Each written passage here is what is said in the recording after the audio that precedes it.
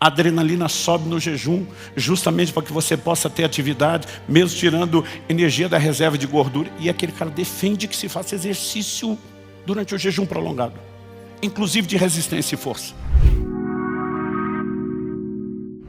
Lucas capítulo 5, de 33 a 38. Eu vou ler na Nova Almeida atualizada. O texto diz assim: então eles disseram a Jesus: os discípulos de João frequentemente jejuam e fazem orações. E os discípulos dos fariseus fazem o mesmo. Mas os seus discípulos comem e bebem. Jesus, porém, lhes disse: será que vocês podem fazer com que os convidados para o casamento jejuem enquanto o noivo está com eles? No entanto, virão dias em que o noivo lhes será tirado. E então, naqueles dias, eles vão jejuar. Também lhes contou uma parábola. Ninguém tira um pedaço de uma roupa nova para colocar sobre roupa velha, pois se o fizer, rasgará a roupa nova. E além disso, o remendo da roupa nova não combinará com a roupa velha. E ninguém põe vinho novo em odres velhos, porque se fizer isso, o vinho novo romperá os odres, o vinho se derramará e os odres se estragarão. Pelo contrário, o vinho novo deve ser posto em odres novos. Meu Deus, mais uma vez contamos com a Tua graça, com a ação do Teu Espírito Santo. Confessamos nossa limitação e incapacidade, tanto em comunicar como em receber a Tua palavra de nós mesmos, mas é por isso que confiamos no Senhor. Oramos, Pai, que a Tua palavra fale e cale nos nossos corações. Oramos que haja não apenas o entendimento de princípios, mas nós oramos por um despertamento, ó Deus, diante daquilo que o Senhor tem a nos comunicar. Que haja receptividade em cada coração. Como está escrito, quem tem ouvidos para ouvir, ouça o que o Espírito diz à igreja. E nós clamamos nessa noite por percepção ao Teu chamado nesse momento, em nome do Senhor Jesus. Amém. Amém. Gente, nós vamos tomar esse texto de Lucas, capítulo 5, que lemos de 33 ao 38, como ponto de partida, e ele também vai ditar o rumo da nossa conversa. É importante dizer que esse mesmo relato foi registrado nos 3 evangelhos sinóticos. Quais são os evangelhos sinóticos? Mateus, Marcos e Lucas. Diferente do 4º evangelho, João, eles têm uma estrutura muito similar, né? Dos registros, os milagres de Jesus, né? Os ensinos, eles são muito parecidos e seguem uma sequência muito semelhante. O evangelho de João tem uma composição na forma de escrever, né, completamente diferente. Ele se dedicou muito mais aos discursos do que só aos milagres. Bom, em suma, nos 3 evangelhos sinóticos, nós temos esse relato. Em Mateus 9, de 14 a 17, em Marcos 2, de 18 a 22. O que temos aqui em Lucas, Lucas dá um pouquinho mais de detalhes, né, no texto que nós lemos. A abordagem começa com algo que não é meramente um comentário. Obviamente, por trás desse comentário, o que nós temos é um espírito crítico. Quando eles chegam para Jesus, diz: os discípulos de João, aqui no caso é João Batista, jejuam frequentemente. Os fariseus também, mas os seus discípulos comem e bebem. Não pense você que isso era um elogio. É como se alguém chegasse para um pai e uma mãe e dissesse: os filhos de fulano são comportados, os de Beltrano são educados, os de Cicrano são a benção, mas os seus... Hoje em dia a gente não chama de encapetado, a gente diz hiperativo. Mudou o linguajar, né? E, poxa, o que uma pessoa com a linguagem dessa está fazendo? Mera observação? Não, é uma crítica. Basicamente, a pessoa estaria responsabilizando os pais pelo comportamento dos filhos. Quando eles chegam para o mestre, para falar dos discípulos, ele está dizendo: a qualidade baixa aí é culpa sua. Então, o próprio Jesus está sendo confrontado, porque, obviamente, seus discípulos não tinham o hábito frequente de jejuar, pelo menos não nos moldes do que os fariseus faziam. Quando em Lucas 18, por exemplo, verso 12, um fariseu diz: eu jejuo 2 vezes por semana. Os registros da tradição dizem que eles jejuavam toda segunda e quinta, 2 dias por semana. Os discípulos de João Batista também tinham uma pegada forte no jejum. Mas a turma diz: seus discípulos só estão na festa com o Senhor. É nesse momento que Jesus aproveita e usa uma alegoria cultural, uma ilustração que eles vão entender, mas que ela também tem a sua conotação profética. Jesus diz, numa festa de casamento, os convidados não vão jejuar enquanto o noivo está lá. É hora de alegria. Mas Jesus diz, dias virão em que o noivo será tirado. Então jejuarão. Quem é o noivo nessa alegoria? O próprio Jesus. Aliás, a Bíblia faz uso dessa alegoria profética, relacionando Jesus como noivo e a igreja como a noiva. Então, naquele momento, todo mundo entende a explicação. A celebração de um casamento, a festa, era algo muito importante, beirando o sagrado para eles. Agora, quando Jesus diz, dias virão em que jejuarão, ele está dizendo que isso iria acontecer quando? Quando o noivo fosse tirado. Durante muito tempo eu usei esse texto para falar a respeito do jejum no Novo Testamento. Porque muita gente, às vezes, fica dando desculpa para não jejuar, e diz jejum é coisa do Antigo Testamento, é coisa dos judeus, é coisa da Velha Aliança. Eu falei, olha, Jesus começa o ministério dele enquanto a Velha Aliança ainda está em vigor. E embora Jesus tenha jejuado, ele diz, meus discípulos só vão jejuar quando o noivo for tirado. O noivo foi tirado, ele está falando da sua morte, ressurreição e ascensão aos céus. Ele está falando do período de permanência dele até que ele retorne. Então Jesus estabeleceu o período do jejum como sendo o início da era da igreja e da nova aliança. Não tem como você olhar essa determinação de Jesus e o próprio fato de que o livro de Atos mostra os discípulos jejuando de acordo com o que ele falou e simplesmente tentar dizer que o jejum era coisa do Antigo Testamento. Eu digo, oração também era e nós oramos no Novo. Esmola tinha no Antigo Testamento e nós fazemos no Novo. A questão não é se estava lá, não existe nenhum ensino que o restrinja a vida do judeu da Antiga Aliança, mas pelo contrário, nós sabemos, e nessas semanas eu tenho falado bastante sobre isso, nós sabemos que Jesus disse, quando jejuardes, Mateus 6,18, ninguém orienta outra pessoa a fazer alguma coisa se ele não espera que aquela pessoa faça. Não há motivo para orientar como fazer se não for fazer.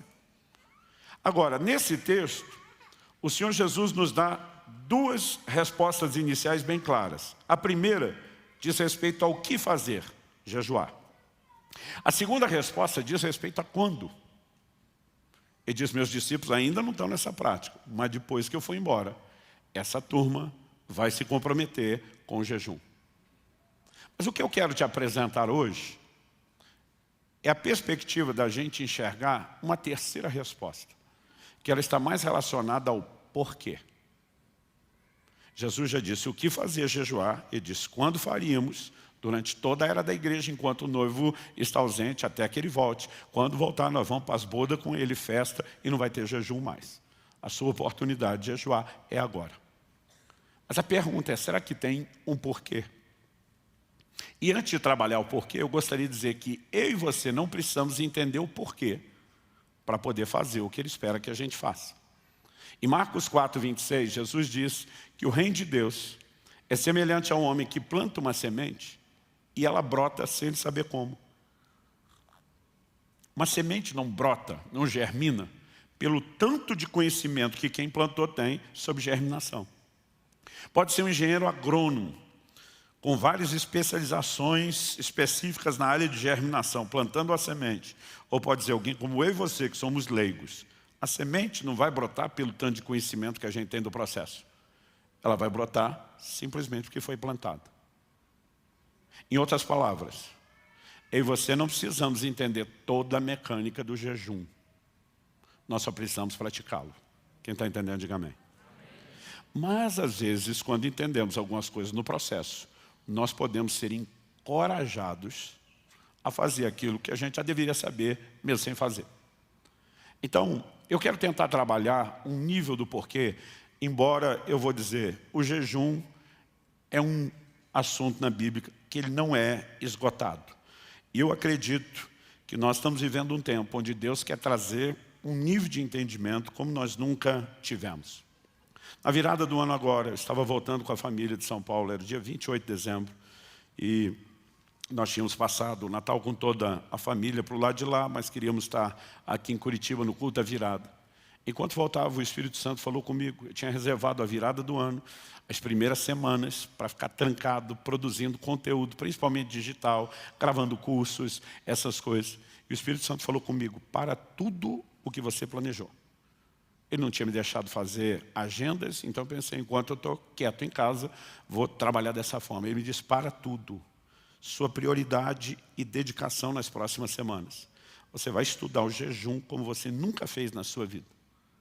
E o Espírito Santo falou comigo, e você vai escrever a respeito do assunto. Então, faz aí de 3 a quase 4 semanas que eu estou mergulhado no assunto. Praticamente quase todos os dias, salvo raras exceções, um dia como hoje, né, foi muito pouco meu contato com o assunto e o material.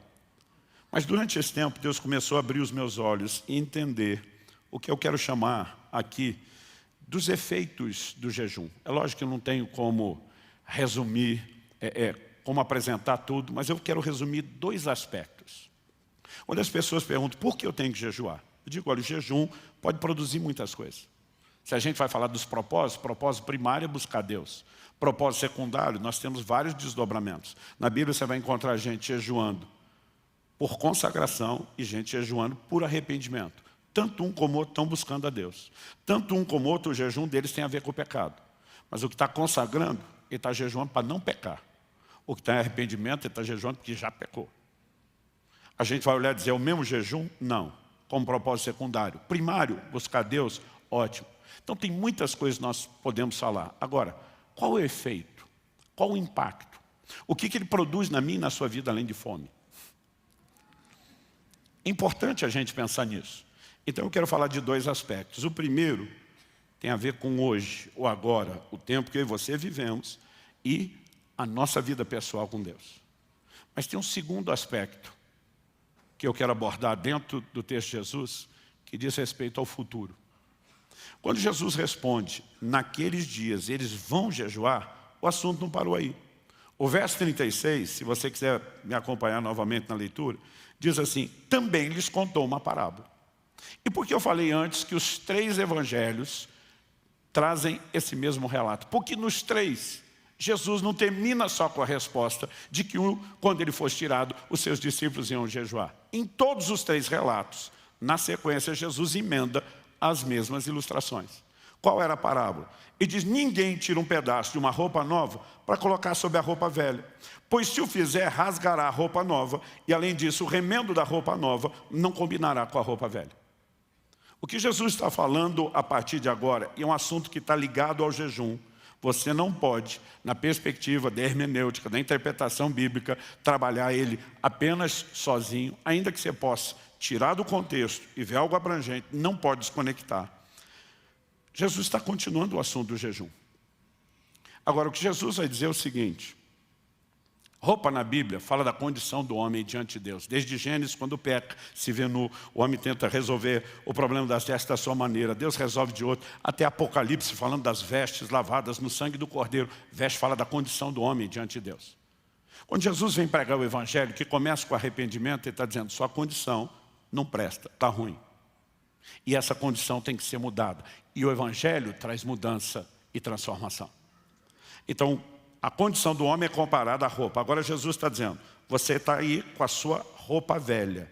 É o seu estilo de vida, o seu comportamento, o seu estado. Eu estou te oferecendo uma roupagem nova, uma nova condição. Deus está dizendo, Jesus está dizendo, o novo de Deus não pode ser mesclado e adaptado no velho que você tem na sua vida. Quando Jesus diz, ninguém faz, ele não está falando de impossibilidade, ele está falando de bom senso. Vamos pensar com a mentalidade daquela época. Roupa hoje, gente, se tornou um artigo tão acessível comparado ao que era na história, que a gente diz que é quase descartável. Se você decidir não viver de marca e grife, você tem acesso a coisa muito barata. E muitas vezes, mesmo quando você está olhando para o seu guarda-roupa e reclamando que não tem o que vestir, você tem que lembrar que nem Salomão, em toda a sua glória, teve um guarda-roupa como o seu. Tenta pensar na simplicidade da vida que os discípulos de Jesus tinham. Ele diz, quando vocês for pregar, não leva uma segunda túnica. Os caras com a roupa do corpo. E na Bíblia você vai ver isso. Quando os gibeonitas chegam para Josué e dizem, ó, quando nós saímos da terra de onde viemos, as roupas eram novas. Olha o estado. O cara ia dormindo no caminho, no relento, no chão, lavava a roupa enquanto tomava banho no rio, saía secando no corpo. E elas iam se acabando. E tinha pessoas que não tinham outra peça. Aí o camarada está lá com a roupa velha, rasgada, e alguém oferece uma nova. Qual a solução? Troca. Simples assim. Descarta essa sua velha, abraça a nova, problema resolvido. Agora, diante dessa solução tão acessível, Jesus diz, ninguém, porque seria estupidez fazer diferente, ninguém vai dizer, não preciso da roupa nova toda. Porque eu tenho uma roupa, o problema é que tem uns buracos, então eu só preciso cortar uns pedaços da nova para preencher minha velha. Jesus falou, se fizer isso, não tem como se adequar o novo no velho. E ele vai estragar o novo. O que é que eu e você precisamos entender? A lição é simples. A obra nova de Deus não se recebe numa estrutura velha de vida. Quem está entendendo, diga amém. Aí ele reforça com um segundo exemplo, coisa que Jesus fazia bastante na sua didática. Ele diz, ninguém, e de novo ninguém não é impossibilidade, é sensatez, coloca vinho novo em odres velhos. O que era o odre? Uma bolsa de couro. Por que que o suco de uva, que é o chamado vinho novo, no Velho Testamento, você vai ler expressões como o mosto e o vinho. O vinho já é fermentado, o mosto é o suco de uva ou uma baixa fermentação, que o processo só começou. No grego eles não tinham a distinção de palavra. Então vinho novo, o suco de uva, que ainda não fermentou. Vinho velho, o suco já passou pela fermentação. Jesus diz, ninguém vai colocar o vinho novo, que ainda não foi fermentado, dentro de um odre velho. Por que eles usavam o odre? Você vai achar na Bíblia uma única vez, um odre contendo água, uma única vez contendo leite. Todas as outras estão ligadas ao vinho. Por que o vinho está associado ao odre? Porque como ele passaria pelo processo de fermentação, eles colocavam, você vai encontrar na Bíblia água num jarro de barro, numa talha de pedra. Mas por que o odre está associado ao vinho? Porque eles colocavam ali dentro, fechavam aquela bolsa, lacrava. Porque ao regular a quantidade de oxigênio a qual o suco era exposto, eles conseguiam controlar o processo de fermentação. Por isso ficou associado. Agora, quando começava a fermentação, ia pegar pressão lá dentro. Isso significa que se o odre fosse velho, algo que já tinha sido utilizado antes, vamos reaproveitar, e o couro já está ressecado, a hora que desse a pressão, o que ia acontecer? O odre ia arrebentar. Perdi o odre, perdi o vinho. De novo, o que é que Jesus está falando?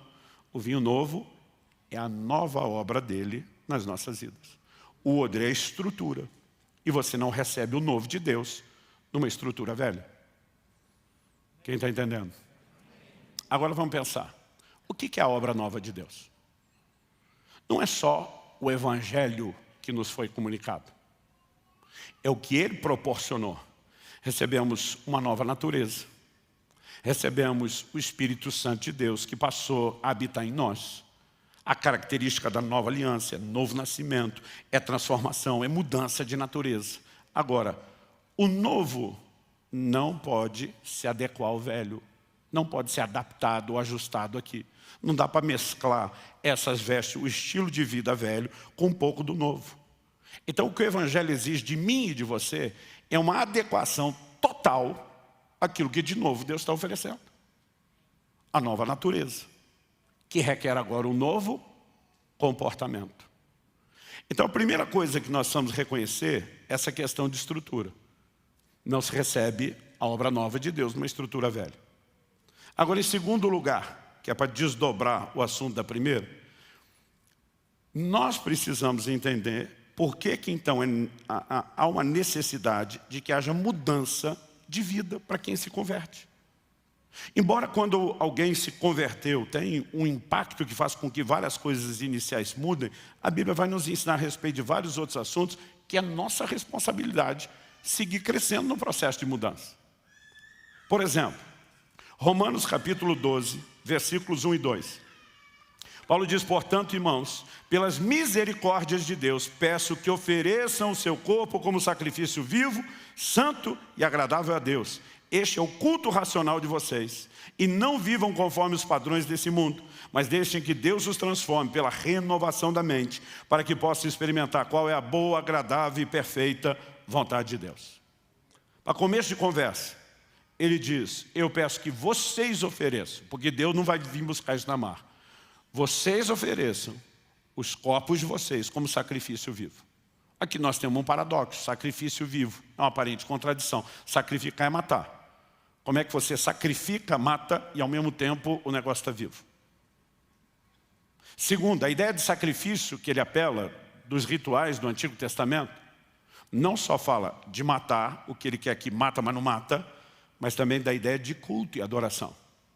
Porque a oferta, os sacrifícios oferecidos a Deus, era a forma como eles cultuavam antes de existir música e adoração na casa de Deus, o que praticamente só vai ficar mais intenso a partir de Davi. Então o culto era esse formato. Agora ele está dizendo, você vai ter que fazer o sacrifício vivo do seu corpo, e esse é o culto racional de vocês. Em outras palavras, culto para Deus não é só essa celebração que nós temos no auditório, semanalmente, não é apenas a reunião que você tem na célula ou o culto que você faz em família. E se nunca faz, seria bom começar a fazer de vez em quando. A Bíblia fala de um culto diário. O que é oferecer o corpo como sacrifício vivo? Sacrificar é matar. Está vivo, não mata. Então Paulo mata ou não mata? Ele diz, mata, mas não é literal.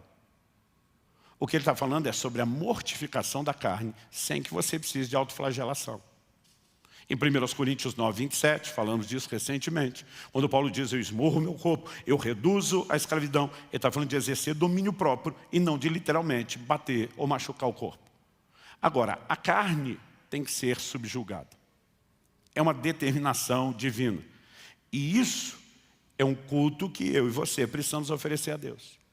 Nesse processo, a Bíblia ainda diz que eu e você não podemos viver de acordo com os padrões desse mundo. Porque os padrões desse mundo não atendem os padrões divinos e a expectativa de Deus para mim e para você. Então, quando você vai consultar as pessoas do mundo, não tem nenhum problema que os adolescentes não só namorem com quem não vão casar, mas vão para a cama com eles. Esses são os padrões do mundo. E a Bíblia diz que eu e você não podemos nos conformar com esses padrões, porque o reino tem o seu próprio padrão. Quem está entendendo, diga amém. Então nós vivemos ajustado ao antigo por muito tempo, e agora temos que nos ajustar ao novo. Isso envolve tanto uma quebra de um molde que controlou nossa mente, nossos valores, como agora a renovação. Agora a pergunta é como se dá a renovação? Se por um lado ela vai acontecer basicamente pela ação da palavra de Deus, existe uma ferramenta que torna a aplicação desses valores tão intensos na nossa mente que nós não podemos ignorar. Tanto quando eu falo do sacrifício vivo como da renovação da mente, eu quero te mostrar que Jesus está, ao conectar os dois assuntos, o que ele falou antes do jejum com o que ele está falando agora, mostrando que a prática do jejum que viria tem a ver, quando nós falamos não mais o que jejuar, quando o noivo foi tirado, mas o porquê. Há um efeito que o jejum produz especificamente nessa área. Quando você pensa na obra cristã, Jesus disse para Nicodemos, o que é nascido da carne é carne, o que é nascido do Espírito é Espírito. Ou seja, quando nascemos segundo a carne, recebemos de Adão uma velha natureza. Quando nascemos de novo, nascemos espiritualmente, aqui recebemos a nova natureza. Quando que o problema da carne será definitivamente resolvido? Só com a ocasião da vinda de Jesus e a consumação de toda a obra da redenção. Até lá, o pau está quebrando entre as naturezas. Então, depois da santificação inicial, onde Deus removeu toda a condenação de pecado da sua vida, no que se resume a santificação progressiva, que é o processo que vivemos hoje. Porque a santificação final acontece na vinda de Jesus, quando os corpos serão transformados, a natureza pecaminosa será erradicada. A conversão já aconteceu, o processo final só com a vinda de Jesus. Hoje, nossa vida se resume a entender a santificação progressiva. E a chave de tudo isso se chama domínio próprio. É nós simplesmente dizer, nós vamos subjugar a velha natureza ao domínio e ao controle da nova. Agora, quando você pensa que a essência da prática diária de vida cristã é domínio próprio, como o exercício de autocontrole, como o jejum, não pode ser benéfico para você cumprir a essência do momento de santificação que nós temos que viver hoje. Quando nós recusamos alimentar a carne, e não estamos falando de um estado permanente que te leve à morte por inanição, mas temporário, nós estamos apenas lembrando quem é que manda na história. Mas o jejum ele tem um impacto enorme nesse processo de mortificação. Quando nós falamos de não receber a coisa nova de Deus na estrutura velha, a Bíblia vai falar sobre isso o tempo todo. Então, por exemplo, um texto que já citamos nas semanas anteriores aqui. Gálatas 5, 16 e 17. Falando de mudança de estrutura relacionada ao nosso estilo de vida. Digo, porém, o seguinte: vivam no Espírito e vocês jamais satisfarão os desejos da carne. Porque a carne luta contra o Espírito luta contra a carne, porque são opostos entre si, para que não façam o que querem. No meio dessa briga, Deus está dizendo: você vai escolher andar no Espírito, para jamais dar lugar àquele. Efésios capítulo 4, versos 22 a 24, outro texto que já citei nas semanas anteriores. Quanto à maneira antiga de viver, que está falando de comportamento, vocês foram instruídos a deixar de lado a velha natureza, que se corrompe segundo desejos enganosos, a se deixar renovar no espírito do entendimento de vocês e a se revestir da nova natureza, criada segundo Deus, em justiça e retidão procedentes da verdade. As traduções mais antigas, em vez de velha e nova natureza, diz a se despir do velho homem. O antigo comportamento, o velho homem, é tratado como essa roupa velha e a se vestir da nova natureza, a roupa que o Senhor oferece. Em 1 de Pedro, no capítulo 1, de 14 a 16, a Bíblia diz assim: como filhos obedientes, não vivam conforme as paixões que vocês tinham anteriormente.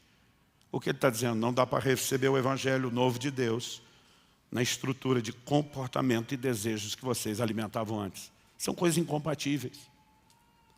Ele continua e diz assim: pelo contrário, assim como é santo aquele que o chamou, sejam santos vocês também em todo o vosso procedimento. Outras versões dizem em tudo o que fizerem. Porque está escrito: sejam santos porque eu sou santo.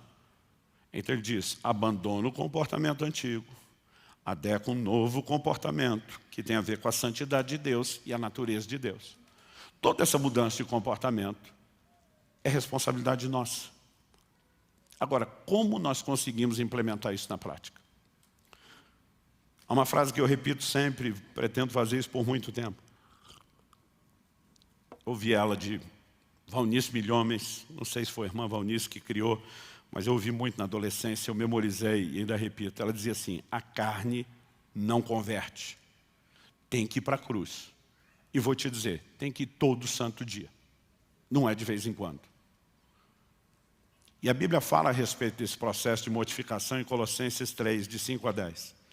Portanto, façam morrer tudo o que pertence à natureza terrena. Tudo. Não é para deixar nenhum pedaço dessa roupa velha. O texto diz assim: imoralidade sexual, impureza, paixões, maus desejos, a avareza, que é a idolatria. Por causa dessas coisas é que vem a ira de Deus sobre os filhos da desobediência. Vocês também andaram nessas mesmas coisas no passado, quando viviam nelas. Agora, porém, abandone igualmente todas essas coisas. E ele aumenta a lista: ira, indignação, maldade, blasfêmia, linguagem obscena no falar. Gente, esse último, a maioria de nós acha que não é nem pecado. Porque o que eu vejo de crente antigo falando palavrão é um negócio assustador.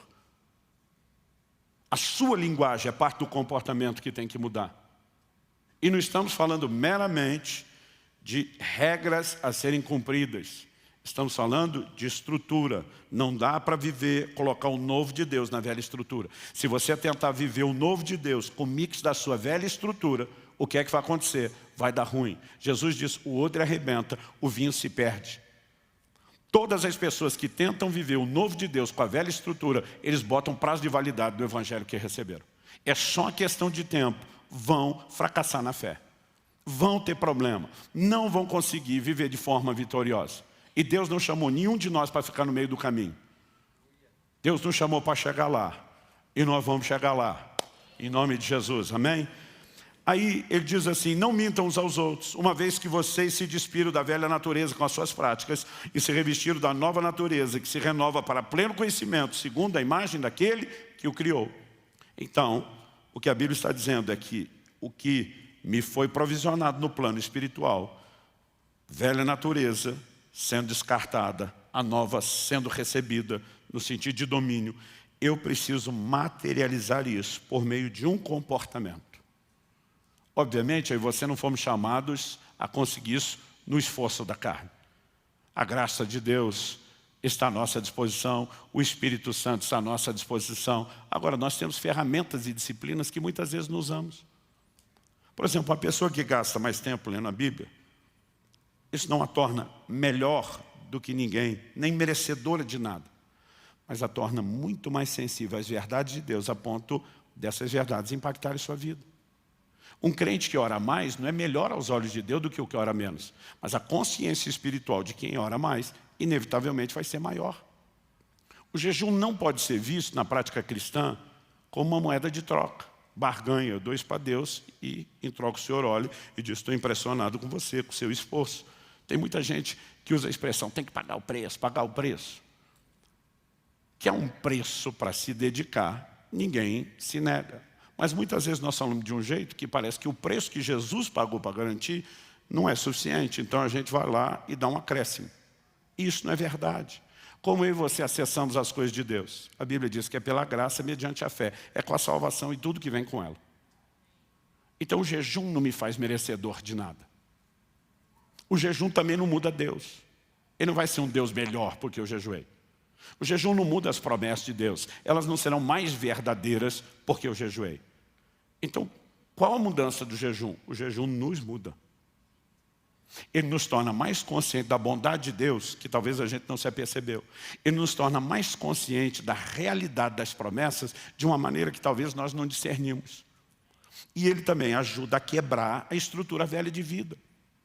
Quando Jesus está falando que é importante jejuar, e ele diz que não dá para adequar o novo ao velho, obviamente ele fez uma relação, uma conexão de que o jejum tem um poder para quebrar a velha estrutura de vida.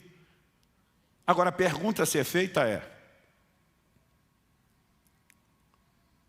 de quanto jejum nós estamos falando aqui? Porque a conversa começa com uma abordagem. Os discípulos de João Batista jejuam frequentemente. Os fariseus também. Os fariseus jejuavam 2 vezes por semana. A frequência razoável. 2 dias por semana. Já comentei aqui que numa enquete que eu fiz recentemente no Instagram, 59% dos crentes nunca fizeram um jejum de 24 horas na vida, nenhum. Outro dia eu falei com falei, meu amigo, você está vivendo uma situação que você precisa jejuar. Falei, pastor, jejuei uma vez, não funcionou. Falei, eu também, fui na academia uma vez, não funcionou, não fiquei maromba. Sabe que conversa é essa? Não pinguei a água no ferro e não enferrujou. Não acontece depressa. Mas vai expondo ele à umidade continuamente, a ferrugem vai aparecer. O problema é que a gente nunca faz, às vezes mal faz, nem entendeu direito. E se não tiver resultado imediato, não funciona. Meu amigo, deixa eu te dizer uma coisa. Se Jesus disse que o jejum é importante para produzir resultado, acabou a conversa, não tem mais o que discutir. Se ele falou, está falado. E se a gente não entender, e se a gente não souber explicar, nós vamos acreditar no que ele falou. E ponto final. Eu não preciso entender como é que a semente germina, eu só preciso plantar. Eu não preciso entender toda a dinâmica do jejum, eu só preciso jejuar.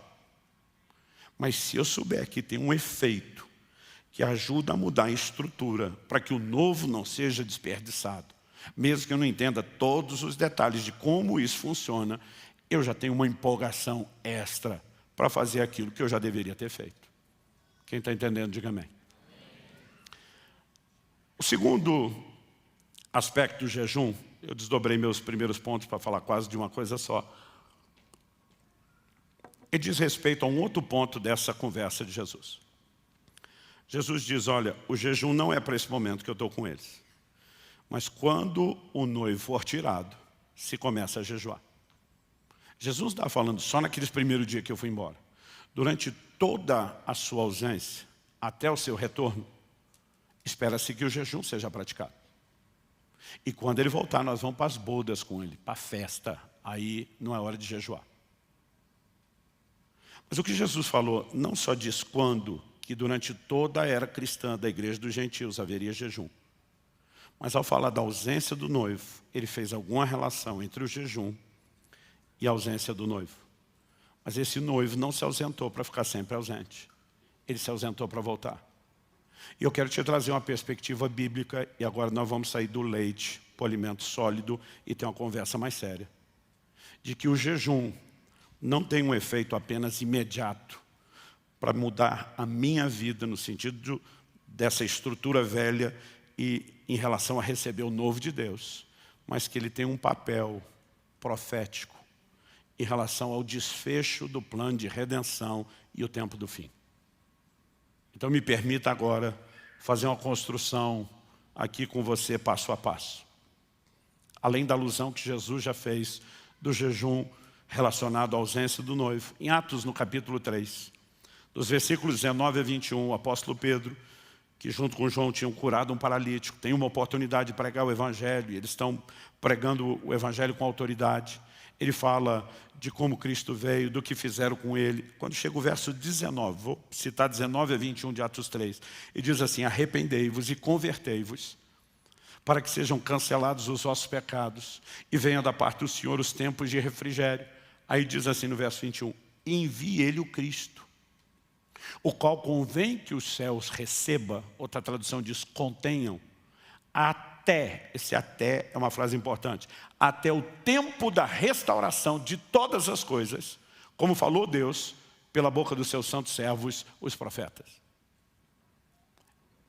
Os céus vão enviar Jesus, está falando da sua segunda vinda, porque Pedro acabou de anunciar que ele veio, morreu, ressuscitou, e agora ele está dizendo, envie-lhe o Cristo, está falando da sua segunda vinda. Mas ele diz que o Cristo que foi assunto ao céu, sentou-se à direita de Deus, não volta, antes que algumas coisas aconteçam. Aí não importa a escatologia que a pessoa tem, a cronologia dos eventos que ela acredita, né? Que o tempo todo o povo está tentando discutir, Jesus vem antes, no meio, depois da tribulação, eu digo, ele vem. Essa é a parte mais importante.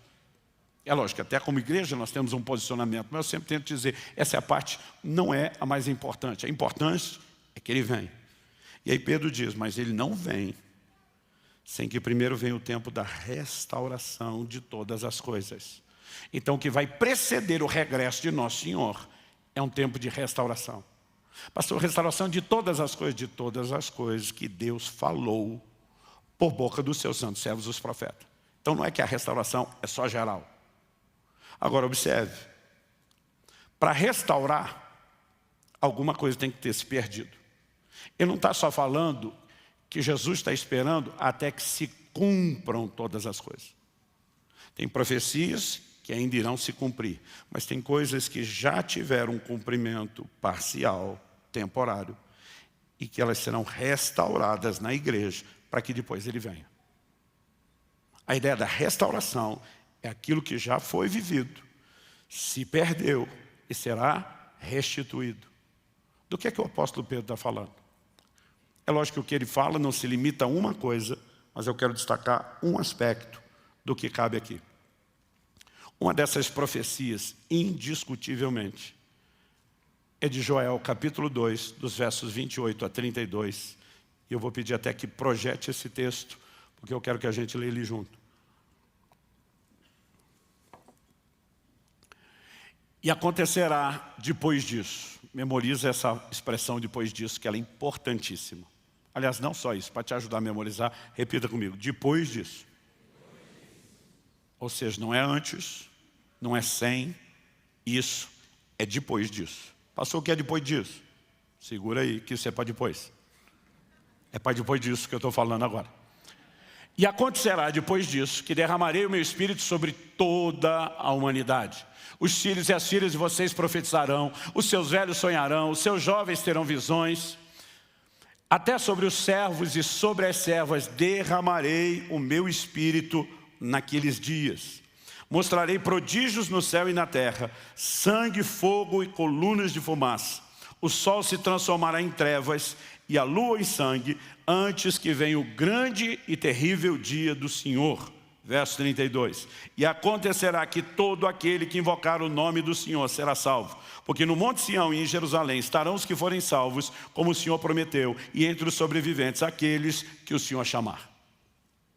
Essa profecia de Joel foi liberada durante os dias do Velho Testamento. Ela tinha uma aplicação para o seu tempo, mas ela tinha também uma projeção para o futuro. Porque ele está falando de coisas que vão acontecer antes que venha o grande e terrível dia do Senhor. Quando você pega principalmente os profetas do Velho Testamento, falando sobre o dia do Senhor, está apontando para o evento escatológico do tempo do fim, do final de todas as coisas. Então, obviamente, embora Joel estivesse sendo um instrumento de Deus para responder ao povo dos seus dias, ele também estava falando de coisas que não ia acontecer só nos seus dias, elas teriam cumprimento futuro. Dito isso, o que é que eu e você precisamos entender sobre essa profecia? Que ela, além de se cumprir nos dias de Joel, ela é relacionada pela própria Bíblia como começando a se cumprir no dia de Pentecostes, quando o Espírito Santo foi derramado sobre a igreja. Em Atos, no capítulo 2, nós lemos que ao cumprir-se o dia de Pentecostes, estavam todos reunidos no mesmo lugar. E de repente ouviu-se o barulho como que de um vento impetuoso. E a Bíblia diz, e encheu a casa onde estavam reunidos, e todos foram cheios do Espírito Santo, e começaram a falar em outras línguas, conforme o Espírito Santo concedia que falasse. Esse evento chamou a atenção de muita gente em Jerusalém, especialmente porque muitos deles, ao falarem em línguas pelo Espírito Santo, falaram na línguas de outras pessoas, e isso trouxe um impacto, chamou a atenção de muita gente. O apóstolo Pedro se levanta para explicar, porque virou tumulto e confusão. Em Atos 2, eu vou ler do versículo 15 ao 21. Pedro diz assim, esses homens não estão bêbados como vocês estão pensando, porque são apenas 9 horas da manhã. Tipo, ninguém começa a encher a cara essa hora. Ele usa um argumento cultural. Ele diz assim, mas o que está acontecendo é o que foi dito por meio do profeta Joel. E acontecerá nos últimos dias, diz Deus, que derramarei do meu Espírito sobre toda a humanidade. Muitas versões mais antigas dizem sobre toda a carne. Os filhos e as filhas de vocês profetizarão, os seus jovens terão visões, os seus velhos sonharão, até sobre os meus servos e sobre as minhas servas derramarei o meu Espírito naqueles dias e profetizarão. Mostrarei prodígios em cima no céu, sinais embaixo na terra, sangue, fogo, nuvens de fumaça. O sol se transformará em trevas, a lua em sangue, antes que venha o grande e glorioso dia do Senhor. E acontecerá que todo aquele que invocar o nome do Senhor será salvo. Salvo pouquíssimas variações de palavras. Nós temos Pedro citando o cumprimento da profecia de Joel. Ele está dizendo que Joel profetizou, não se limitava aos seus dias. Porque Deus diz, e acontecerá que nos últimos dias, não estava falando para frente. Lá em Joel não tem expressão últimos dias. Agora Pedro está falando pelo Espírito Santo, que a profecia é para os últimos dias. Ou seja, ela não é só para o começo da história da igreja. Ela começa aqui. Mas ela ainda vai terminar do lado de cá. Então ela começa tendo um cumprimento imediato nos dias de Joel. Ela se cumpre centenas de anos depois, no dia de Pentecostes. Mas ela ainda tem cumprimento futuro. Quem está entendendo, diga amém. Segunda coisa que eu e você precisamos entender. Quando Joel começa a profetizar sobre o derramar do Espírito Santo, ele anuncia não só o derramar do Espírito, mas ele faz menção de alguns sinais. Ele diz, o sol se transformará em trevas e a lua em sangue. A pergunta é, isso se cumpriu nos dias de Joel? Não. Isso se cumpriu nos dias de Pentecoste? Não. Por que não? Porque essa parte não iria se cumprir nos dias de Joel, nem no início da era da igreja. Esses são sinais que a Bíblia relaciona com o momento da vinda de Jesus Cristo. Então, forçosamente, essa profecia de Joel tem que ter cumprimento posterior. Como sabemos, são sinais do tempo do fim. Jesus, em Mateus no capítulo 24, no verso 29, diz, logo em seguida a tribulação daqueles dias, está falando da grande tribulação, o sol escurecerá e a lua não dará sua claridade. As estrelas cairão do firmamento e os poderes dos céus serão abalados. Então aparecerá no céu o sinal do Filho do Homem. Todos os povos da terra se lamentarão e verão o Filho do Homem vindo sobre as nuvens do céu com poder e grande glória. Ele diz, a hora que o sol escurecer e a luz transformar em sangue, pode saber, eu estou na cara do gol. Eu estou chegando. Olha o que João, no livro do Apocalipse, diz sobre a tribulação. Vi quando o cordeiro quebrou o sexto selo. Houve um grande terremoto e o sol se tornou negro como pano de saco feito de crina. A lua ficou toda vermelha como sangue. As estrelas do céu caíram sobre a terra como a figueira deixa cair os seus figos verdes quando sacudidos por um forte vento. O céu se recolheu como um pergaminho quando se enrola e então todos os montes e ilhas foram movidos do seu lugar. todo o cenário da chegada de Cristo Jesus. Então o que Joel falou não é só para os seus dias, nem só para o começo da igreja, mas é para o tempo do fim. Mas como teve momentos de cumprimento e depois aquilo que se cumpriu sumiu, é necessária a restauração, a volta, o retorno daquilo que foi dito pela boca dos profetas antes que Jesus volte. Em Atos 19, o texto que eu li de 3 a 21, na verdade no verso 21, a NVI, em vez de dizer é necessário que os céus contenham, segurem, retenham Jesus, são as variações, traduziu assim, é necessário que ele permaneça no céu, até que chegue o tempo em que Deus restaurará todas as coisas, como diz por meio dos seus profetas. Então, forçosamente, para que Jesus venha, primeiro a restauração do que foi dito pelos profetas tem que acontecer. Então, vamos voltar no que foi dito pelos profetas.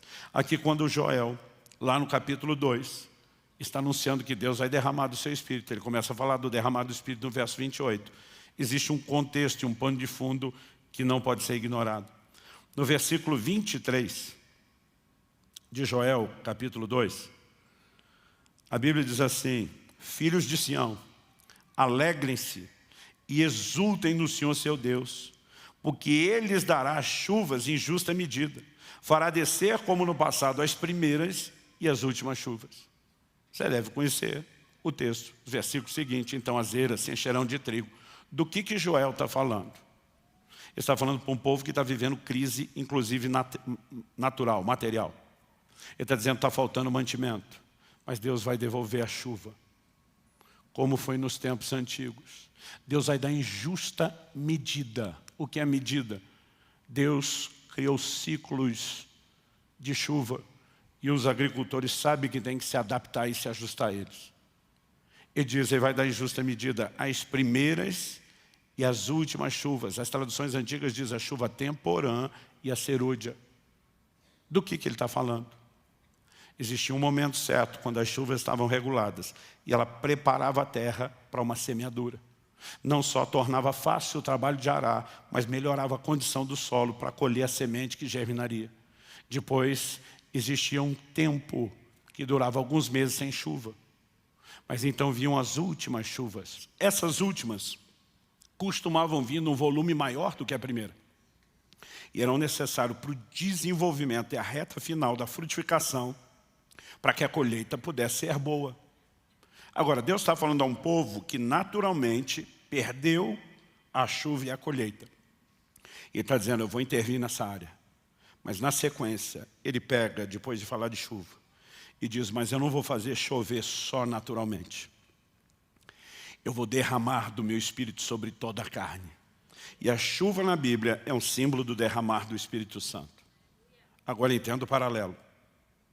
Se você fizer a conexão das primeiras e últimas chuvas naturais com aquilo que está sendo anunciado no plano espiritual, Deus está dizendo que haverá uma chuva inicial do Espírito que vai determinar o início do plantio do Evangelho lá no começo da história da igreja. Mas é necessário, antes que a maior colheita de todos os tempos aconteça, que as últimas chuvas venham primeiro. Quem está entendendo, diga amém. Pastor, mas a Bíblia fala sobre isso. Tiago capítulo 5, versículos 6 e 7. Portanto, irmãos, sejam pacientes até a vinda do Senhor. Por que Tiago pede paciência para os crentes? Porque nosso Senhor determinou que desde a primeira geração todos vivessem na iminência do seu retorno. Não se ficava dizendo nos primeiros dias, ó gente, isso aí é para daí muito tempo. Todo mundo vivia. Ele pode voltar a qualquer momento. É a maneira como Deus quis que todas as gerações vivessem. Mas depois de um tempo isso começou a gerar crises. Em 2 Tessalonicenses, Paulo tem que tratar um monte de bagunça que estava acontecendo naquela igreja. Que tinha gente que dizia, Jesus está voltando mesmo, não vou mais trabalhar. E aí Paulo diz, quem não trabalha não coma. O apóstolo Pedro fala que alguns estão zombando. Porque diz, tudo permanece como no início do Evangelho. O que é feito da promessa da sua vinda? Porque ele não voltou ainda. Então, por causa dessas reações, o apóstolo está dizendo, sejam pacientes. Vai devagar. Aí ele dá um exemplo de paciência, para falar da paciência que nós temos que ter. Qual é o exemplo que ele dá? Ele diz assim, eis que o lavrador aguarda com paciência o precioso fruto da terra, até receber as primeiras e as últimas chuvas. Sejam também vocês pacientes e fortaleçam o seu coração, pois a vinda do Senhor está próxima. Então ele usa o exemplo do lavrador para falar da paciência que nós temos que ter. Mas eu te digo com toda a convicção do meu coração, ele não falou do lavrador só para falar da nossa paciência. Ao mesmo tempo que ele usa o lavrador para mostrar a paciência que nós temos que ter, ele insere agora uma alegoria profética. Jesus, em Mateus 21, compara o reino de Deus a uma vinha, a uma plantação, da qual Deus é o dono. E mostra que ele esperava receber os frutos. Quem são os frutos do reino? Nós, os que nos convertemos e fomos alcançados pelo Evangelho. Quem é o lavrador? Jesus diz, eu sou a videira verdadeira, meu pai é o agricultor. Toda essa linguagem foi usada. O lavrador é o próprio Senhor, que está aguardando o precioso fruto da terra que somos nós. Mas assim como a gente tem que ser paciente até que ele venha, ele também está sendo paciente, porque algo tem que acontecer antes dele vir. O que é que tem que acontecer? E diz, o lavrador aguarda até que receba as primeiras e as últimas chuvas. Então ele não pode vir antes das últimas chuvas. Quem está entendendo, diga amém. Pastor, por que o senhor está falando da restauração? Isso não está acontecendo há 2000 anos? Não. Quando a igreja entra no segundo século, as manifestações do Espírito começam a minguar e desaparecer. Não necessariamente porque Deus não queria, mas a igreja foi comprometendo aquilo que deveria ser uma busca intensa de coração, vai se transformando em rituais. E ao longo de séculos, até quem estuda a história na perspectiva secular, sabe que existe um período de 1000 anos na história da igreja, que é chamado de o período das trevas. E aí você tem entre mais ou menos o ano 500 até 1500 essa fase. Há 500 anos atrás, começa o chamado movimento histórico da Reforma Protestante. A Reforma começou a nos fazer voltar a doutrinas que tínhamos no início e que não poderíamos ter aberto mão. Mas junto com a Reforma, não veio avivamento no sentido das manifestações do Espírito Santo. E durante séculos foram poucas, remotas as experiências com as manifestações do Espírito Santo e dos dons. E se tornou tão ausente por tanto tempo da igreja que muitos formularam uma doutrina do cessacionismo dos dons. Não é mais para o nosso tempo, era só para os dias do livro de Atos. Mas na virada do século XIX para o XX, o movimento pentecostal irrompeu e espalhou pelo mundo todo como fogo espalha em capim seco. Um dos grandes ícones que espalhou missionários levando esse fogo para o mundo inteiro foi o avivamento da Rua Azusa, que acontece em Los Angeles, na Califórnia. Aliás, os pioneiros do pentecostalismo no Brasil, 2 suecos, que vieram estabelecer a Assembleia de Deus, vieram, como resultado desse movimento, vieram estabelecer aqui no Brasil. E de repente começa a se ver em todo canto, em toda parte, pessoas sendo batizadas no Espírito Santo, os dons começaram a ser restaurados. O que nós vivemos hoje, desse ambiente carismático, dos dons, das manifestações do poder de Deus, tem pouco mais de um século de história. Porque durante muito tempo a igreja perdeu isso. E desde o movimento pentecostal nós temos tido alguns momentos de avivamento, que eles têm vindo de forma cíclica e progressiva. Mas eu quero te dizer, o maior derramar do Espírito Santo ainda está para acontecer. Haverá um derramar do Espírito sem precedentes. Haverá uma colheita que será a maior colheita da história da igreja. Sem isso ele não volta. Agora a pergunta é, o que o jejum tem a ver com essa escatologia toda, pastor? Joel 2:28. E acontecerá, depois disso, que derramarei do meu Espírito. Depois do quê? Se você quiser pode acompanhar aí na sua Bíblia ou prestar atenção, porque eu vou ler aqui.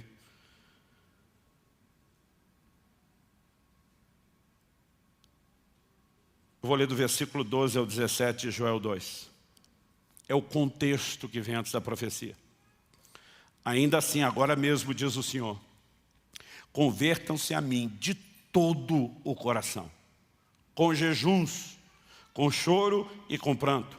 Rasguem o coração e não suas roupas. Convertam-se ao Senhor seu Deus, porque Ele é bondoso e compassivo, tardio em irar-se, grande misericórdia. Muda de ideia quanto ao mal que havia anunciado. Quem sabe se Ele não se voltará, mudará de ideia. E ao passar deixe uma bênção para que vocês possam trazer ofertas de cereais e libações ao Senhor seu Deus.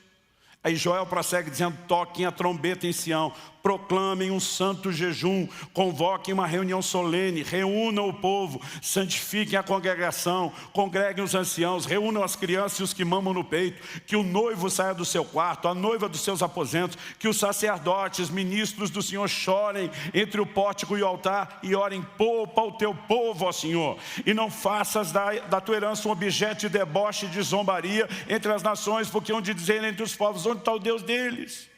A nação de Israel como povo de Deus está falida, está quebrada espiritualmente. Deus está dizendo, galera, para tudo, para de viver focado em vocês. Venham para o tempo de santificação, de arrependimento, de jejum, de consagração. Não existe um avivamento na Bíblia e na história que não foi precedido de um mover de arrependimento, santificação.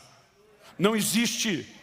Aí Deus diz, e acontecerá que depois disso derramarei do meu Espírito. Ele está dizendo, se vocês não pararem para se santificar, para jejuar, para se consagrar, não vão passar para o próximo nível, é depois disso. Agora, se para cumprir, essa profecia tem 3 momentos de cumprimento. Os dias de Joel, os dias de Pentecostes, no início da história da igreja, e vai se cumprir de novo no tempo do fim. Se para cumprir no primeiro, tinha que ter jejum, proclame o santo jejum. Se para cumprir aqui, tinha que ter dedicação e oração. Aí nós simplesmente achamos que do lado de cá é automático e que aqui não tem depois disso. Então deixa eu te dizer algo. Haverá um despertamento de Deus sem precedentes para mobilizações de jejuns volumosos e expressivos em todo o mundo nos próximos anos. Talvez como nunca se viu. Por quê? Porque essa é parte de uma preparação. Pastor, o senhor está dizendo que eu tenho que jejuar para Jesus poder voltar. Não, nós precisamos, por meio do jejum, entrar num lugar onde haja o derramamento do Espírito. E o derramamento do Espírito tem que acontecer para Jesus voltar. Nós não podemos mera e simplesmente ignorar essas verdades, essas declarações. Quando eu olho para as Escrituras, existe temor no meu coração. Por quê? Há advertências de Cristo muito específicas sobre a necessidade de se manter alerta no tempo do fim. Deixa eu ler para você Mateus 24, de 36 a 44. Falando sobre sua vinda, Jesus diz, mas a respeito daquele dia e hora ninguém sabe, nem os anjos do céu, nem o Filho, senão o Pai. Pois assim como foi nos dias de Noé, agora vem um paralelo, assim será também a vinda do Filho do Homem. Pois assim como nos dias anteriores ao dilúvio, agora preste atenção, comiam, bebiam, casavam-se, davam-se em casamento, até o dia em que Noé entrou na arca e não perceberam, até que veio o dilúvio e os levou a todos. Assim será também a vinda do Filho do Homem. Jesus está dizendo, no tempo precederá a minha vinda, nós vamos ter uma réplica dos dias de Noé. Não é só a imoralidade propagada como nunca antes. Mas Deus diz, as pessoas vão estar tão entretidas, comendo, bebendo, casando, dando em casamento, que vão perder a percepção espiritual. Pastor, o senhor está querendo dizer que é errado comer, beber, casar e dar em casamento? Não, além de fazer tudo isso, se nós não tivéssemos feito, a gente não tinha sobrevivido até hoje. Se não comer e beber permanentemente, nós vamos morrer. Se não tiver casamento, não vai ter procriação. E não adianta procriar se os nossos filhos não comer e beber.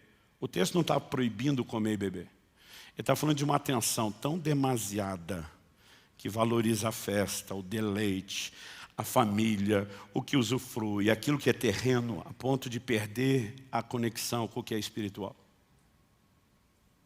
Esse vai ser o molde do que vai estar acontecendo do lado de fora, para quem vai perder o bonde. Mas para mim e para você, que estamos decididos a não perder, não vai ser tempo de comer, beber e viver como se fosse apenas para aquilo que é terreno natural. O tempo do fim vai requerer de nós um nível de abstinência, de dedicação, oração, de percepção espiritual. Quem está entendendo aí, diga amém. Aí Jesus, depois de falar disso, então assim será também a vinda do Filho do Homem, e diz, então 2 estarão no campo, um será levado, o outro será deixado. 2 mulheres estarão trabalhando no moinho, uma será levada e outra será deixada. Não resta dúvida que muita gente vai perder. Ele diz, portanto, vigiem, porque vocês não sabem em que dia virá o Senhor de vocês. Porém, considere isso, se o pai de família soubesse a que hora viria o ladrão, vigiaria, não deixaria que sua casa fosse arrombada. Por isso, estejam também vocês preparados, porque o Filho do Homem virá a hora em que vocês menos esperam. Não é a semelhança das virgens, alguém dá notícia, está chegando e correr preparado depois. E diz, permaneça pronto. Gente, eu fico assustado. Nós tivemos uma série de livros e vídeos que fizeram um sucesso absurdo correndo por aí. O que fazer se você não for arrebatado? O tempo todo Jesus manda vigiar para você não perder. Agora eles estão dizendo o que fazer se perder. Que é justificativa para não vigiar? Eu não acredito em hipótese nenhuma que um crente que perdeu o arrebatamento vai ter direito à repescagem. Aquelas 5 virgens que foram arrumar óleo depois vieram bater na porta. Agora nós estamos prontos. E diz, não vos conheço. A porta estava fechada, não abriu para mais ninguém. Agora, em vez da gente entender o chamado dele, vamos vigiar, vamos dedicar. Não, nós estamos tentando planejar o que é que a gente faz para não precisar vigiar. Isso não é só antibíblico, isso é estúpido, é irracional. Haverá um despertamento no tempo do fim. Pelo menos haverá um povo no meio do povo de Deus que vai ouvir. A Bíblia diz, quem tem ouvidos, ouça o que o Espírito diz às igrejas. Nesses dias Deus me chamou a estudar o assunto, a mergulhar nisso, a entrar no jejum. E acredite, esse ano, isso é uma promessa e um compromisso. Eu vou jejuar como eu nunca fiz na minha vida. Porque nós estamos vivendo um tempo e estação. Não é apenas uma crise mundial amplificada pela pandemia. Não é apenas a questão das polarizações políticas. Existem mudanças acontecendo no reino espiritual. E nós precisamos entender o que uma igreja que jejua e ora contribui para esse nível de batalha. O livro de Daniel diz que um anjo aparece para ele no 21º dia do jejum dele. 3 semanas orando. E quando chega no finalzinho, o anjo diz para ele assim, Daniel, homem muito amado, as tuas orações foram ouvidas desde o primeiro dia. E diz, é por causa delas que eu vim. Se eu sou Daniel, e dizer, por que demorou 21 se for ouvido desde o início? Ainda bem que Daniel, a semelhança do que eu teria feito, não interrompeu e deixou o anjo explicar. O anjo diz assim, mas o príncipe da Pérsia me resistiu por 21 dias. Quem é o príncipe da Pérsia? Não é um negócio do joguinho, não. A Pérsia, na verdade, eram os medo-persas juntos, mas a Pérsia predominando, haviam assumido o controle global. O que antes foi o primeiro império mundial controlado por Babilônia, agora passou para os medo-persas. Quem é o príncipe da Pérsia? Hoje não está falando de um príncipe terreno. Um príncipe terreno não poderia atrapalhá-lo. Efésios 6 fala que existem principados, potestades, dominadores. O reino das trevas também tem hierarquia, também tem os seus príncipes. Aquela nação que está dominando o mundo tem o principado, que controla a maior nação e controla o mundo. Era um dos poderes mais fortes do reino das trevas. E hoje diz para ele, o príncipe da Pérsia me resistiu, mas ele diz assim, mas Miguel, e agora ele está falando do arcanjo, um dos primeiros príncipes, vem em meu socorro. Pensa na briga boa. O pau quebrando lá em cima. E o Miguelão deve ter chegado arrebentando. Aí diz, o Miguel segurou a briga, eu furei o bloqueio. Desci para te falar essas palavras e o que vai acontecer no tempo do fim. Tem uma conexão com o jejum e revelação do tempo do fim. Nós não podemos ignorar isso. Mas ele diz, agora eu vou voltar para brigar com Miguel, junto com Miguel, com os caras lá de novo. Agora, se o Daniel não está insistindo no jejum e na oração, o bloqueio teria sido furado, a revelação teria chegado? Eu acho que não. Nós não temos noção do peso das orações de jejum que a igreja faz.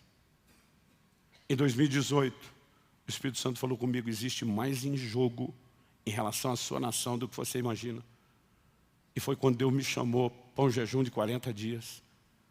Sabe, nós precisamos entender, há um cenário se formando, e eu não estou falando mero e simplesmente daquilo que é natural. Deus também está fazendo uma movimentação no reino do Espírito. O diabo está tentando fazer a dele, e eu quero me unir a um exército que Deus está chamando e convocando para ter uma cultura, uma disciplina de jejum. Eu tenho jejuado ao longo de uma vida inteira, mas se eu tivesse lá atrás entendido o que eu entendo hoje, eu teria feito isso com muito mais dedicação do que eu fiz até hoje. Porque alguns de nós pensamos assim, quando jejuados? Bom, Jesus definiu a periodicidade, a frequência? Não. Então memoriza um negócio importante para você. Você pode até falar para você mesmo, fala assim, meu jejum, minhas regras. Por quê? Jesus disse que nós iríamos jejuar, como deveríamos jejuar quando fizesse, mas ele não definiu a frequência. Alguns zelosos de resgatar o que a igreja tinha no seu início, você pega Didaquê, o mais antigo dos catecismos cristãos, é datado mais ou menos do ano 70 da era cristã, do primeiro século. Os caras orientavam o novo convertido que ia batizar, a se batizar em jejum. O batizando e o batizador, os dois jejuavam. Eles orientavam esses crentes dizendo, você vai observar 2 dias de jejum por semana. Mas para não jejuar no mesmo dia dos hipócritas, que eram os fariseus, que jejuavam às segundas e quintas, ele disse, vocês vão fazer as quartas e as sextas. Gente, imagina uma cultura dessa, em que o novo convertido já começa jejuando para batizar, jejuando 2 vezes por semana. Eles não tinham imposição de mãos, estabelecimento de ministério, envio de missionário sem jejum. Um dia desse eu falei, Deus, a maioria dos caras que nós botamos a mão na cabeça não é nem jejuando. Não no momento. E nós precisamos resgatar essas coisas. Quem está entendendo, diga amém. Agora, eu não estou dizendo Wesley, zeloso, de puxa, se os crentes faziam isso, por que nós não vamos fazer? Ele começou a ser rigoroso no início do metodismo. E ele não ordenava um pastor metodista ao ministério que não jejuasse toda quarta e sexta. Agora, a verdade é que eu não posso criar uma regra para vocês. Porque Jesus não definiu periodicidade. Então, você decide quanto em quanto tempo você faz. Ele também não definiu a duração. Pastor, qual a duração do jejum? Seu jejum, suas regras. A menos que o Espírito Santo te peça algo, a decisão é sua. Mas a Bíblia fala de jejum de 1 dia, fala de jejum de 3 dias, fala de jejum de 7 dias, fala de jejum de 14, fala de jejum de 21 e fala de 40. Pastor, tem jejum que dura menos de 1 dia? Tem. Pelo menos 2, eu lembro de cabeça agora. Tanto Josué como Davi, a Bíblia diz que eles jejuaram até o final da tarde. Até o final da tarde, às vezes, dá um trote, uma enganada na gente, porque o que hoje é nossa meia-noite era o final da tarde, era quando o dia virava para eles. E às vezes eu lia isso e pensava, jejuou até o fim do dia. Só que no caso dos dois, Josué e Davi, eles começaram a jejuar depois de receber uma notícia, já durante o dia. Ou seja, não tinha jejum antes. Em algum momento do dia eles pararam de comer e ficaram até o fim do dia. Aí de vez em quando você vê uns fariseus por aí, se não fez de 24 horas não valeu. Eu fico surpreso com a determinação de alguns de criar regras. Já vi gente falando para o outro, se botar uma bala na boca quebrou o jejum. Se alguém te falar isso, fala, meu jejum, minhas regras. Então eu contei para vocês semana passada que eu comecei meu primeiro jejum, eu pulei uma refeição. De repente, você nunca fez, comece devagar. Daqui a pouco você vai descobrir que à medida que se dedica, eu consigo pular 2, eu consigo pular as 3. Depois de me exercitar em vários jejuns de 1 dia, eu falei, vou para o segundo, vou para o terceiro. Por anos, eu não passava de 7. Porque eu dizia para mim mesmo, não quero ficar batendo recorde. Então, eu lembro de uma vez que eu fiz 7 dias, quebrei com uma refeição e emendei mais 7. E eu dizia, não quero simplesmente ficar quebrando recorde. Foi 2 de 7, não 1 de 14. Mas depois o tempo foi passando, Deus foi me chamando para jejuns maiores. 8, 9, 10. E eu lembro, quando eu consegui fazer alguns de 2 semanas, eu estava feliz. Em 2008, me acendeu um negócio no coração. Eu fiz um de 3 semanas. Mas eu lembro que Deus me corrigiu pouco tempo depois, dizendo que você está valorizando mais a performance do que a mim. Eu achei que ele estava falando mal do jejum, parei de jejuar. Por 10 anos não fiz jejum longo. Em 2018 eu estava pregando até que nada mais importe, no nosso outro prédio. Enquanto eu estava pregando, eu contei a história. Olha, nós tivemos uma experiência, foi lá naquela sala que hoje as crianças usam, numa reunião de líderes. Deus fez isso. E à medida que eu lembrava aquela experiência, a manifestação que nós tivemos da glória de Deus, aquilo me emocionava. Eu estava emocionado, contando a pregação. E o Espírito Santo falou comigo na hora que eu pregava. A experiência só aconteceu por causa do jejum. Eu levei um susto. Às vezes acontece eu conversar com ele no meio da pregação. Eu falei para Deus dentro de mim, achei que aquele jejum não valeu nada. O Senhor me disse, eu corrigi sua motivação. Eu não disse que ele não valeu. E foi naquela hora, naquele instante, debaixo daquele impacto que eu entendi. E agora com a motivação certa, você vai para o de 40. Assustador até você fazer o primeiro. A Kelly orava por mim todo dia. Preguei 46 vezes em 40 dias. Todo dia ela ligava, você está bem? Eu dizia, eu estou bem, meu amor. Mas você está bem mesmo? Estou bem. E no outro dia, agora, continuo bem. Se mudar alguma coisa, eu te aviso. Quando eu fiz o segundo, ela já não tinha a mesma preocupação. Deus está nos chamando para um tempo. E eu não estou dizendo que vocês tenham que fazer jejuns longos. Eu estou dizendo que hoje eu começo a olhar para trás. E eu vejo que dos momentos mais decisivos, momentos de preparação, momentos de transição, o como Deus tem dito, isso tem mais expressão do que você imagina. Então não, eu não consigo te explicar tudo o que eu queria sobre o mistério do jejum, mas eu estou convencido de que Deus está nos chamando a um tempo de entrega e rendição como nós nunca fizemos. Quando Deus falou para mim, para tudo no fim do ano, e vai estudar, escrever sobre o jejum, eu sabia que Ele não queria que eu só estudasse e escrevesse. Eu já imaginei, sem Ele falar nada, comecei. Fiz 7 dias de 24 horas.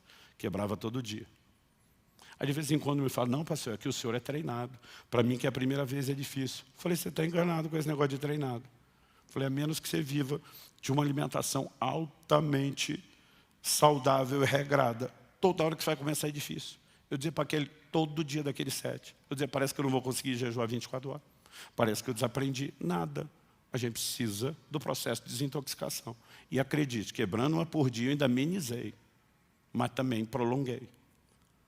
Depois disso, 3 dias de detox. Durante esse tempo, tomando carvão vegetal, que ajuda a limpeza. Aí a coisa começa a ficar mais fácil. E durante esse tempo, onde eu comecei a mergulhar no assunto do jejum, jejuando, eu comecei a ter um entendimento, e eu acredito que hoje eu falo pelo Espírito de Deus. Se nós queremos, como igreja, entrar no lugar de avivamento, não há outro caminho, a não ser resgatarmos a cultura do jejum. Assim como ninguém fica maromba com um dia de academia, você não tem resultado significativo na sua vida espiritual, jejuando 1 ou 2 vezes na vida. Quem está entendendo, diga amém. Nem todos vamos ser chamados para jejuns maiores. Aqueles de nós que vamos nos exercitando, criando uma cultura, a gente vai percebendo que o negócio não é tão assustador. Comecei a estudar não só a teologia do jejum, não só a história do jejum. Comecei a estudar material médico. Gente com embasamento, com muita pesquisa, defendendo argumentos sobre o jejum, que a maioria da medicina prefere não se falar ou opinar muito. Enquanto procurava referências para falar sobre a fisiologia do jejum, no material que eu escrevia, eu fiquei impressionado com o livro de um camarada. Ele tem resultados extraordinários, tratando pacientes com diabetes do tipo 2 e com obeso. O maior tratamento que esse cara tem é jejum. Não é apenas porque não comeu, baixou caloria. Ele tem uma teoria que vai além disso. Ele fala da necessidade de regular novamente a estrutura hormonal, insulina, resistência à insulina. Esse cara começou a ter um material farto com a clientela dele. Clientela é feio, né? Com os pacientes dele. E estudar e trazer referência e artigos científicos. Eu fiquei impressionado com as coisas que ele falava, porque algumas bugaram minha cabeça. Falei para os meus pastores, falei a vida inteira. A gente tem jejum longo, primeiro conselho que a gente dá para os outros. Não faça muito exercício. Ande pouco, economiza, que você precisa guardar energia. O doutor lá diz, não senhor. Ele diz, imagina uma época em que o povo vivia da caça. Não tem um dia de alimento. Aí não pode sair caçar? É a hora que você precisa de energia. Ele falou, a adrenalina sobe no jejum, justamente para que você possa ter atividade, mesmo tirando energia da reserva de gordura. E aquele cara defende que se faça exercício durante o jejum prolongado, inclusive de resistência e força. Nos meus 2 primeiros dias do detox, eu tinha feito exercício pesado para transpirar e ajudar. Eu tenho um personal da igreja aqui que me acompanha, tem sido uma bênção na minha vida. Aí eu falei para ele, agora nós vamos dar um tempo. Só Jesus sabe quando eu volto, porque entrei num jejum. Aí eu li aquele negócio, falei para Deus, posso testar?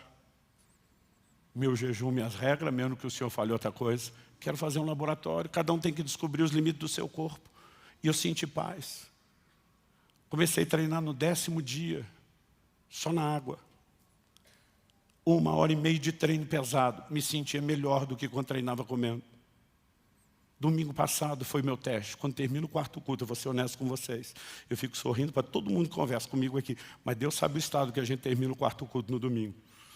Dá um desânimo. Domingo passado, eu estava no 13º dia de jejum. Eu preguei os 2 cultos da manhã. Eu treinei 1h30 pesado, musculação. Mais meia hora de cardio. Depois 2 horas de treino, vincaria os cultos. E estava melhor do que nunca. Existe uma coisa que a ciência chama de homeostase. O organismo se adapta. Você não está botando energia, ele vai se ajustar para buscar do corpo. Mas você não tem movimento. Ele diz, é só isso que você precisa, só isso que eu te dou. Agora você tem, é diferente. Estou falando de jejum prolongado. Nós podemos viver atividades que nós nem imaginamos. Ah, pastor, não tem que orar o tempo todo. Tá bom, fica 40 dias orando 24 horas por dia sem dormir. Em jejuns prolongados, você vai ter que dividir.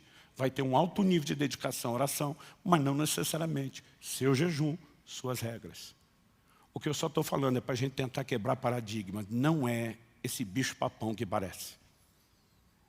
É possível. Eu não ia falar nada disso antes, mas eu tenho sentido, porque eu tenho conversado com os nossos pastores ali o tempo todo. A turma diz, pastor, quando a gente ficar sabendo, dá gás.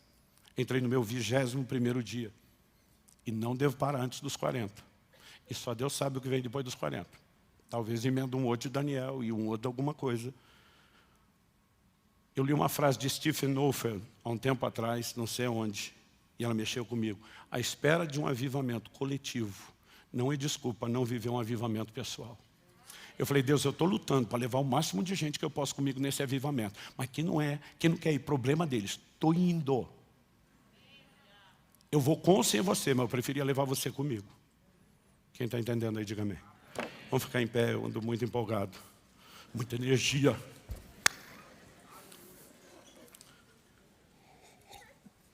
Dá para projetar lá? Do dia 4 ao 24 de fevereiro, estamos fazendo uma convocação, uma mobilização para a igreja, para termos 21 dias de jejum. Pastor, o senhor está querendo dizer que eu tenho que jejuar os 21 dias? Não. Mas também não estou dizendo que você não pode. O jejum de Daniel, por exemplo, durou 21 dias. Ele tirou carne, manjar desejável, vinho. Provavelmente ficou numa dieta mais restrita à base de legumes. Não só comeu menos, mas tirou um pouco do prazer da alimentação. E ele fez um jejum parcial. Às vezes, para quem está no ritmo de trabalho, é a melhor opção para fazer um prolongado. Ou de repente você diz, não, eu não consigo durante a semana o ritmo de trabalho, mas dá para parar na sexta, porque a hora que eu começar a ficar mais ruinzinho, já está no fim do expediente, aí eu emendo sábado, domingo, consigo fechar 3 dias. Não, pastor, eu vou jejuar um dia numa semana, outro dia da outra semana e o outro vou fazer 3. Agora imagina, todos nós, tirando um dia por semana. Nós vamos cobrir esses 21 dias, todo dia tem gente orando, todo dia tem gente jejuando, mas vai ser um propósito coletivo. Então, a gente já está avisando antes, porque eu quero que você se prepare, se organize, planeje, pergunte para Deus. Sabe, se você nunca fez, tem que fazer. Se você já fez, tem que começar a melhorar, a fazer mais. Eu não estou aqui hoje simplesmente tentando empurrar você para uma coisa que te assuste. Jejum prolongado assusta até quem já fez um pouco menos do que aquilo que você está fazendo, porque é novo.